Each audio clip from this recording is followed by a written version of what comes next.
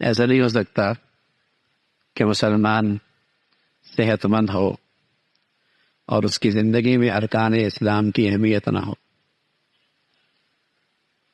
پھر ارکان اسلام میں سب سے بڑا فریضہ نماز ہے۔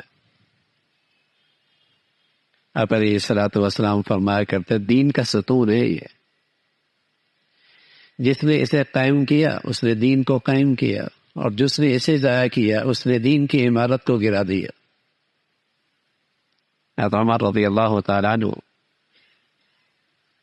اپنے ارکان سلطنت کو خط لکھتے، اور خط کا عنوان یہ ہے کہ دیکھو میرے ہاں سب سے زیادہ اہمیت جس چیز کی ہے وہ نماز کی ہے۔ اگر تمہارے ہاں اس کا اہتمام نہیں تو مجھے کوئی امید نہیں کہ تم رعایا کے حقوق کا خیال رکھو۔ اگر تم اسے ضائع کرو گے تو مجھے تم سے کوئی امید نہیں کہ تم رعایا کے معاملات کو صحیح طور پہ اختیار، معاملہ انصاف کا کرو گے۔ میرے ہاں سب سے اہم چیز نماز کہتے ہوئے مسلمانوں کے امیر تھے، امیر المومنین تھے،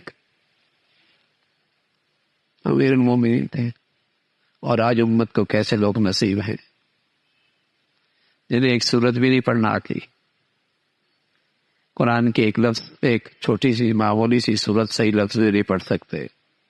جیسے ہمارے اعمال ویسے لوگ ہم زندگی پہ مسلط ہیں۔ ہم چاہتے ہیں عمر جیسا آئے تو عمر جیسی رعایا بھی تو ہونی چاہیے۔ عمر کے تحت تو علی تھے، عثمان تھے، تو جیسے عمومی قوم کا حال ہوتا ہے ایسے لوگ پھر ان کے اوپر مسلط ہوتے ہیں۔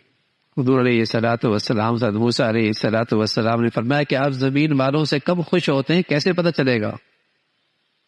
زمین والوں کی زندگی سے آپ کو خوشی ہوتی ہے اس کی کوئی نشانی؟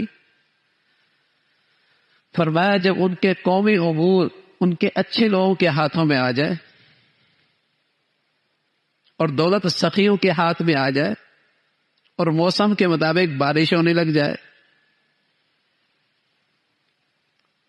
اور جب آسمان والا رب اہل زمین سے ناراض ہوتا ہے تو ان کی قوم کے بدترین لوگوں کے ہاتھوں میں ان کے قومی ذمہ داریاں آ جاتی ہیں،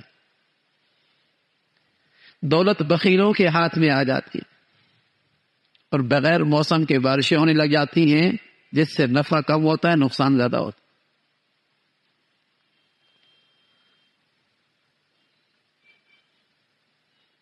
تو ایک مومن سچا اور ایک مسلم سچا، المسلم الصادق، اس کے ہاں ارکان اسلام کی بڑی اہمیت، فرائض اسلام، ارکان اسلام کی بڑی اہمیت، اور ان میں سب سے بڑا فریضہ نماز ہے۔ حضور علیہ الصلوۃ والسلام سے پوچھا گیا یا رسول اللہ ای الاعمال افضل، سب سے بڑا عمل کیا ہے؟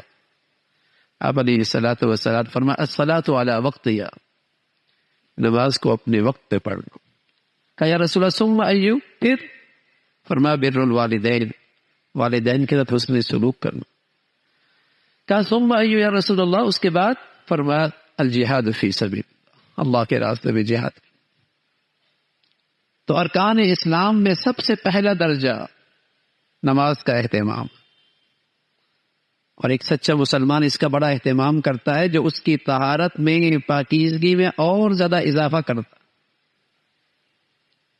آپ علیہ الصلوۃ والسلام فرمانا کہ بتاؤ ایک شخص کے گھر کے سامنے نہر گزر رہی ہو اور اس میں دن میں وہ 5 مرتبہ غسل کرتا ہو تو بتایا اس کے بدن میں کچھ گندگی رہ سکتی ہے؟